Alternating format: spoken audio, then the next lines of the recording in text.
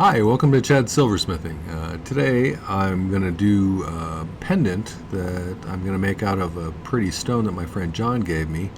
If you like pretty stones, and this is not a paid endorsement or anything, but I do like the stones that he cuts. I'll put a link to John's Etsy store in my description down below. But it's a pretty piece of black fossilized coral from Indonesia, and it's just got a unique look to it, and I thought I'd make something pretty out of it. So hopefully we'll get a good result. So let's get started. So this is one of my design idea sketchbooks. This particular one has some information about sizing rings and stuff. Some of the other ones have conversion charts or saw blade charts or other miscellaneous metalsmithing stuff that might be useful. The real thing that I like about it, though, is it allows me to keep track of my projects, which I never used to do prior to doing YouTube stuff. And I really value that I can go back and look and see what I've made in the past, because I don't, after, 680 some videos, I've done a lot of projects, and I don't remember how I did every single thing in each of them. So also, if you ask me in the comments how I did something from one of the really old videos, it's possible that I don't remember off the top of my head, and I may have to go look it up to see. So, but I know that I have a record, I can do that. It also has a dot matrix in the background, which helps me to draw better pictures, because I'm just not that great at drawing, to be honest. So this is going to be kind of simple, but I want to show you the stone. So John cuts some unusual shapes sometimes, and this is a cool one. It's even got kind of an inside curve, which is unusual on cabochons. This is fossil coral from Indonesia, and I've seen fossil coral from Indonesia as well, but very rarely have I seen any with this kind of spiderweb sort of sprays, which is really pretty and fun. So I thought, because it's such an interesting stone, doing something relatively simple would be good, because I don't want to detract from that. So I'm just going to kind of do a side outline of it with some silver. But I also thought, being a black stone, it might be nice to have a little color in it too, in the piece. So I picked the most vibrant thing I could think, which is chrysoprase. And I think that might kind of accent it nicely. So let's push this over here. So that's kind of where we're headed.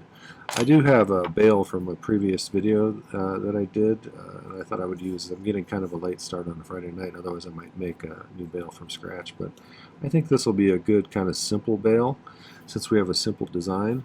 I call these sandwich bales, and if you want to see the video of how to make that kind of thing, there's a link to it right there.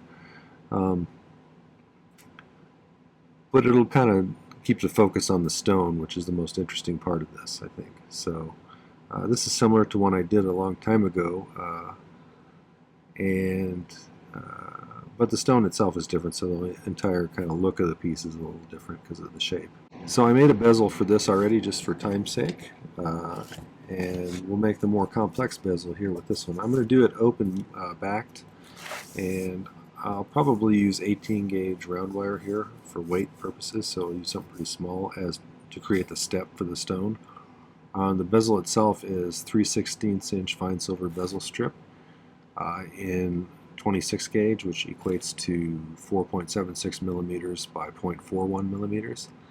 For this bale, I use 22 gauge sheet, which is 0.66 millimeters thick, and just some square wire to space it, I think. This is going to be made out of a piece of flattened square wire that was 10 gauge originally. Now I flattened it to about, well, it has the profile of about a piece of 14 gauge, so 1.6 millimeters or so. And I'll probably use a little bit of 14 gauge at the top here to make this continuation into a loop, because I had kind of a short piece left. I think I'll be able to get most of it out of the rest of it. So, but I wanted something kind of wide, so I flattened it to spread it out just a skosh. So I don't know if I'll get it quite that wide, but I'll try and do my best. So first, I think let's make this bezel here, and then we'll put the step on the inside out of 18 gauge round wire, which is 1 millimeter. So, if you're new to my channel, here's some information about my setup, my torch and the solder and the flux that I use. Just for your informational purposes. You don't have to use that same kind of stuff to do this, but that's what I use. So let's make this bezel, and to do that, we got some really sharp points on here, and we have to deal with that. John's pretty good about cutting them pretty evenly along the edge, so we don't have a lot of variation along the side here. So we don't have to dip the bezel downwards this way or anything in any spots, I don't think. But we do have to deal with these sharp points, and so we want to get that pretty tight on the bezel, and we want those points to come to a pretty sharp point. It's tempting to put the end of the bezel on a place like that, where you're going to solder the two ends together, but that's going to make it much harder to bend that spot over when you go to set the stone. So I generally try and do it on a long flat side, and we'll actually bend in the sharp corners instead. So let's do that. Let's just make a sharp bend first, so that'll end up putting that in the middle of that side.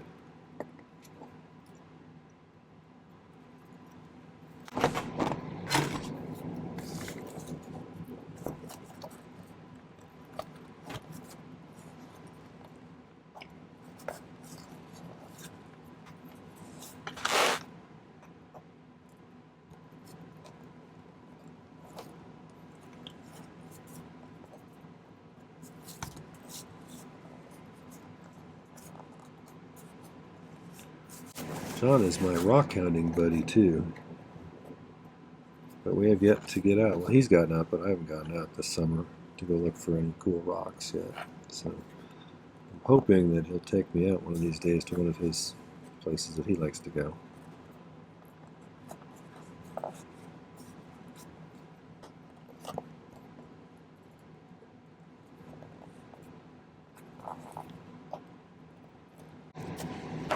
Get that as tight as we can, and then we're going to make a little scratch.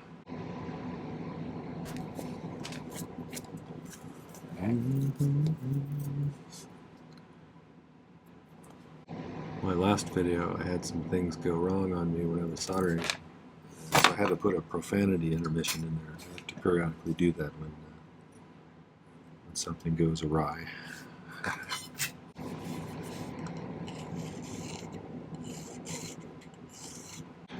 Okay, so we want to get these guys to meet in the middle of the side, preferably where it's kind of like when I set this on the pad. Yeah, we get this. I'll leave those. Like I said, I want to leave those corners in. So let's see if we can kind of get these.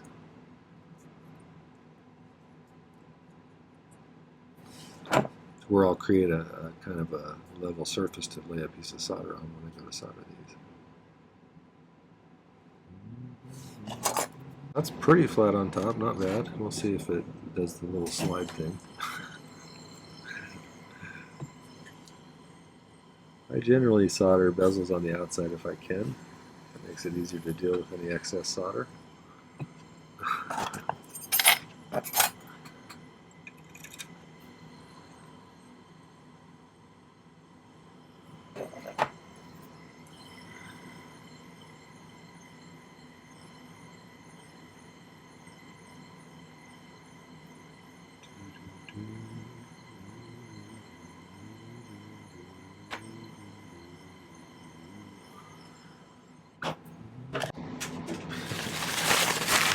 Knocking things on the floor tonight. That either means I'm klutzy or I need to clean my shop because it's getting too cluttered. I think it's probably a little of both.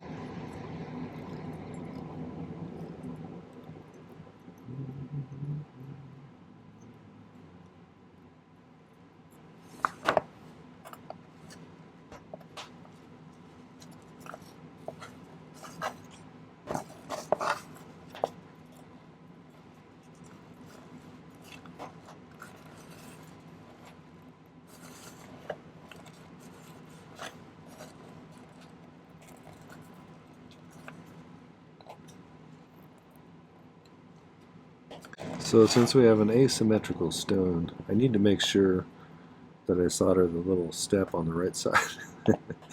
Because it needs to be on the bottom of this, so at the very base. If I accidentally solder it to the bottom like that, then it won't work for the stone. So I've done things like that before, so I'm going to make a little mark on it so I don't forget and solder the wrong side. It has the black mark here, that's the bottom. Okay, so now I need to make this little step on the bottom. On this one I might start on this corner here. It's less critical on this kind of a situation because I don't need to bend the bottom. I think let's start right there.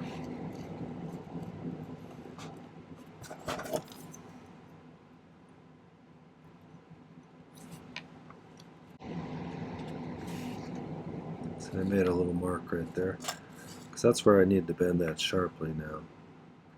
The question is, can I actually bend it sharply enough to make a good bend there that will fit in that sharp point? And I don't think so. And so I'm going to file a little bit of a notch here. It'll allow me to file or bend this a little bit sharper.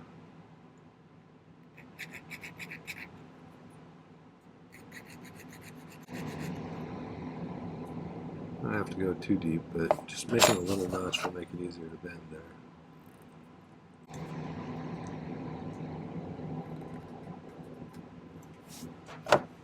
You could use a heavier wire if you wanted to. I considered using 16, or even sometimes with really nice big cabochons I'll use 14. Like 14 gauge square or something works pretty well. But with a big pendant with two stones like this, I kind of want to save on weight a little bit. Because you don't want such a heavy pendant that it's uncomfortable to wear. So anywhere I can save a little weight, it's probably a good idea. I'm kind of bending this backwards because I know that's a slight inward curve. That gets us pretty close. Let me cut this about right there and let's see where we're at. We can always take a little more off if we need to, but you can't really add much in very easily, so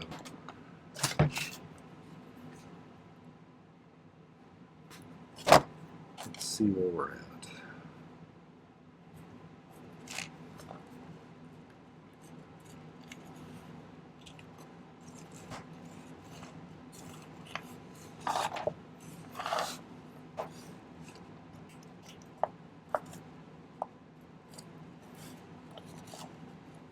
So that's about as close as I ever get on the first try. It usually takes a couple of times to get, playing with the length a little bit, bending it. That's not too bad. One thing I do want to do though, I do want to do, I think just in order to keep things positioned right, I want this to be soldered right to that end. So let's solder those together first. One of the reasons I'm soldering these together, you could just solder it in there, but I want to make sure it's really flat in this plane. And it's easier when the thing is a single unit to get that flat, at least for me. I do something called pick soldering, which I think is one of the more valuable skills I've learned over the years I've been doing this, as far as making this easy. And that's allows you to place solder right where you want it at the right time in the right amount. So if you're interested in that, I'll put a link to a video about that, but the basics of it are you pick up a little one of these pieces of solder by melting it into a ball and getting it to stick to the end of the pick. Heat the piece up to the right temperature that is hot enough to melt the solder. Touch it right where you want it to go, and if the metal is the right temperature, it just jumps right on there.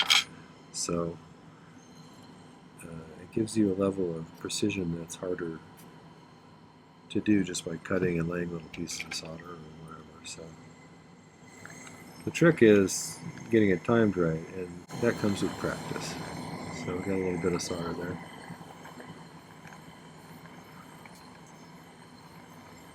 With silver, you got to heat the entire piece in order to get it to a good flow point, which is unlike some other metals. I'm also going to solder this one where I made the little notch, just to make sure that's as strong as the rest of the wire.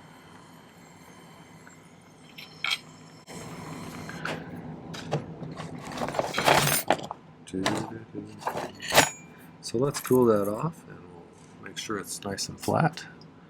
Then we can solder it on the inside of the bezel.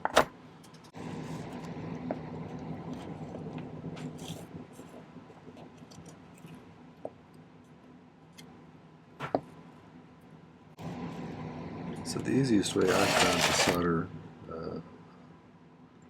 a ledge in like that is to just put some pieces of solder in the right configuration, set this on top of it after we get it fluxed, and then heat the whole thing till it draws it up in there. It works pretty easily that way. So let's cut some decent sized pieces of solder.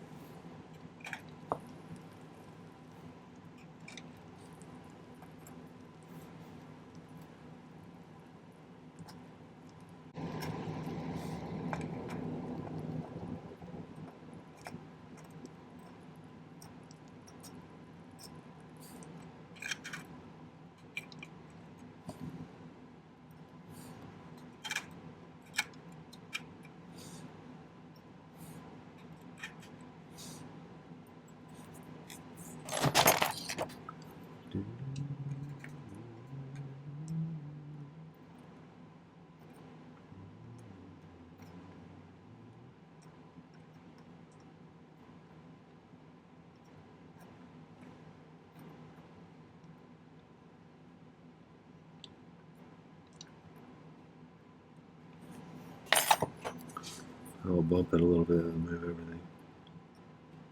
Oh, that wasn't too bad. I knew I was going to do that. I'm trying to get it to where it's underneath both the bezel and the little piece of wire that I have in there in multiple places. So when we do heat it at the base on the outside, it should kind of draw it right up in there.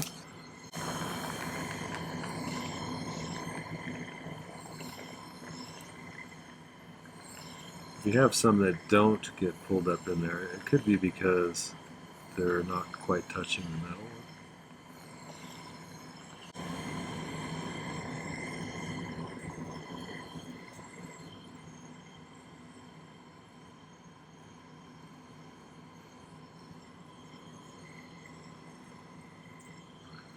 So I was manipulating the heat to try and get it to wick along the entire length on the inside. I think I got it all, but I may have missed one little spot. We'll see.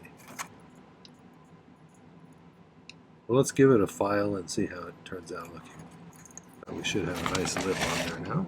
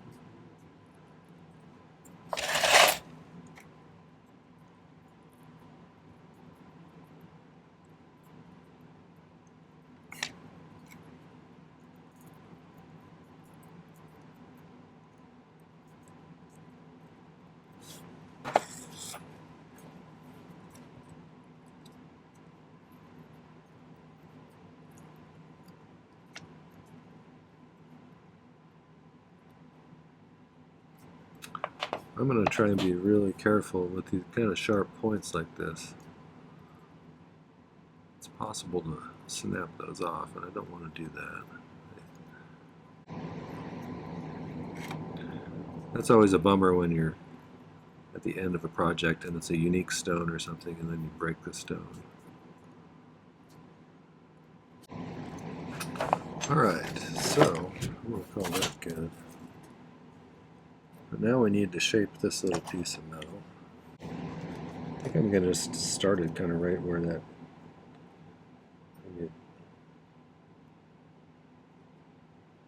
Tell you what, let's start by tapering it at either end. I kind of assume that this is kind of the where the bend starts to occur right here.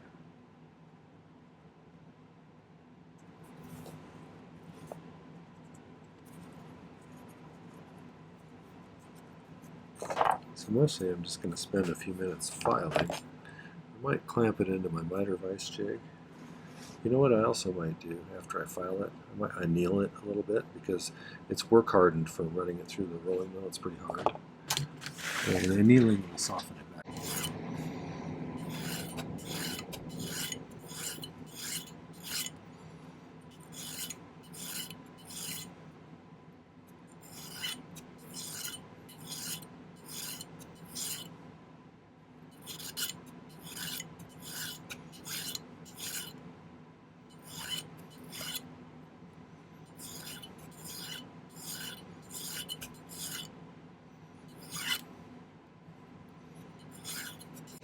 Okay, let's go ahead and anneal this. Then we'll file the other side. It'll probably go faster if it's softer anyway, so.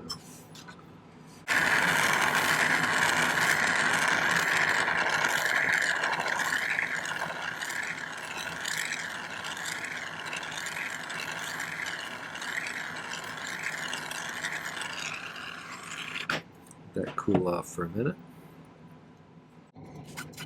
Just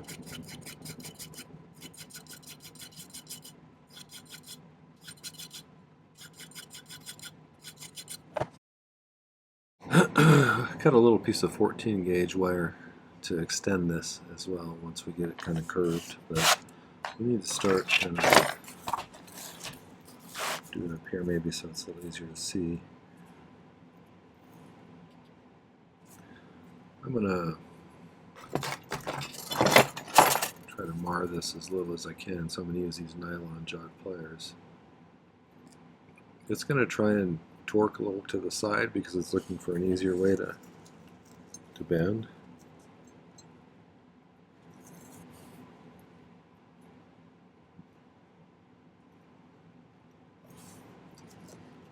That looks like it fits pretty well, so I'm going to mark kind of where that corner is. So we need to make a little sharper bend there. So let's file a little bit of a notch in that spot too.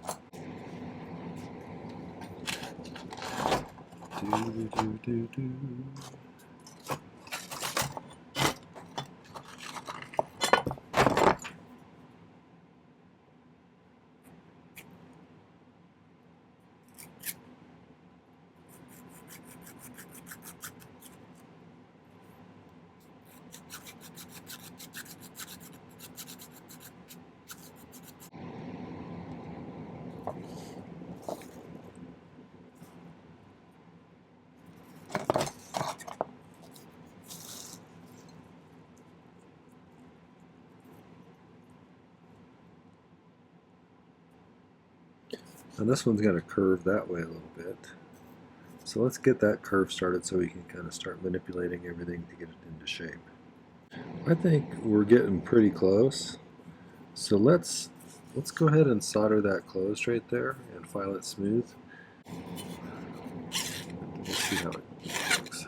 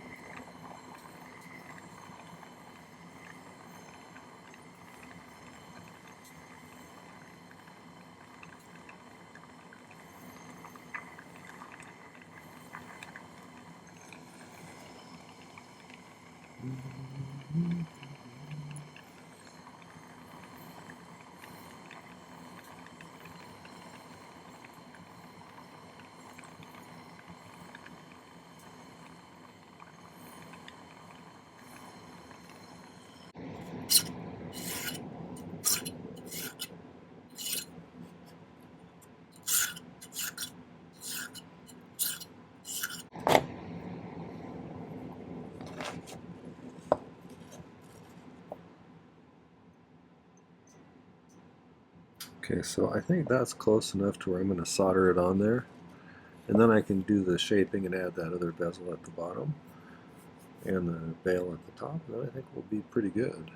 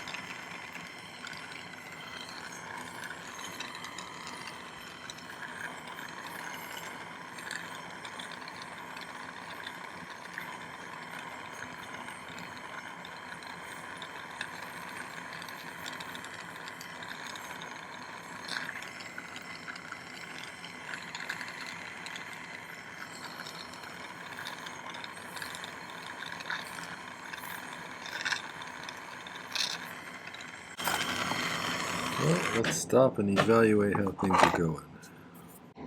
Got a pretty decent seam there. Looks like that'll work okay. Okay, so I'm going to file this a little bit narrower. I may just Dremel it for the sake of speed. This top piece, so it's going to need to be, let's cut it about right. Probably a little further than that. Right there. Let's see how that looks. So I spent a little time kind of shaping this top here, and I think I kind of figured out why it wasn't looking right to me, because I want it to kind of like merge back into this kind of curve when it reattaches, so I had to curve it inwards like that a little bit, so I'm going to kind of do something like that in order to get it to kind of curve into there.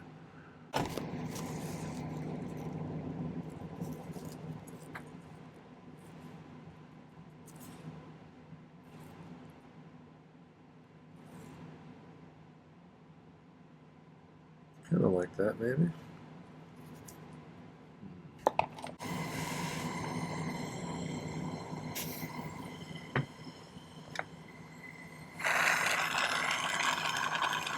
It's kind of important to note that I'm soldering something small to something quite a bit bigger, so there's a lot more mass in the bigger piece.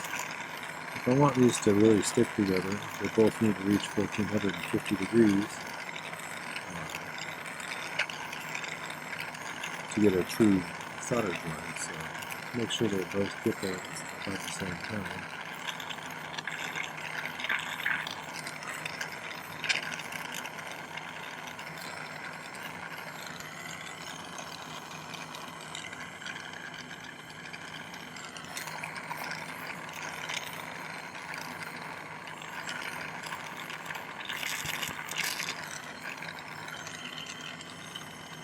So I'm going to use a little bit of easy paste solder for this last one.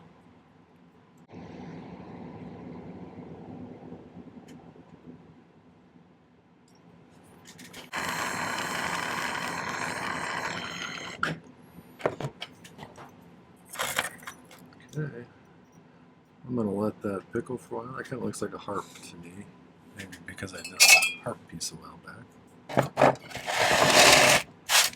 All right, we'll let that clean up and we'll come back and finish. Okay, we're kind of nearing the end here. I went ahead and set the little chrysoprase. One of the things that I do differently than some others is I use my chain nose pliers to set stones, and I use the flat side here, which I generally polish up, and it looks like it needs a new polish, as a bezel pusher. And then I use the rounded outer part as a burnisher. So I usually start at the corners when I have an angular stone like this.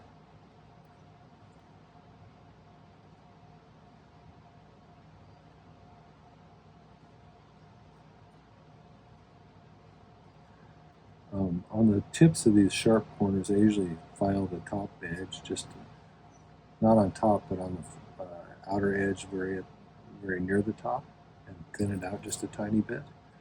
That way, it's easier. You're trying to compress too much metal into too small of a space in those particular spots, and so it thins it out and makes it a little easier to move that bezel.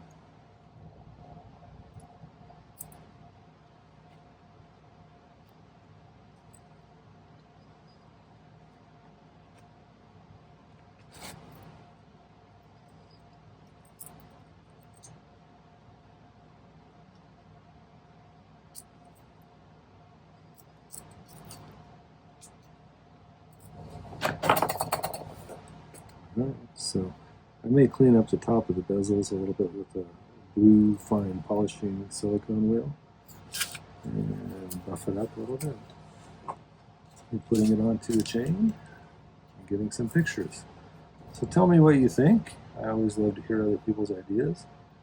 If you liked it, if you didn't like it, if you would have done it differently.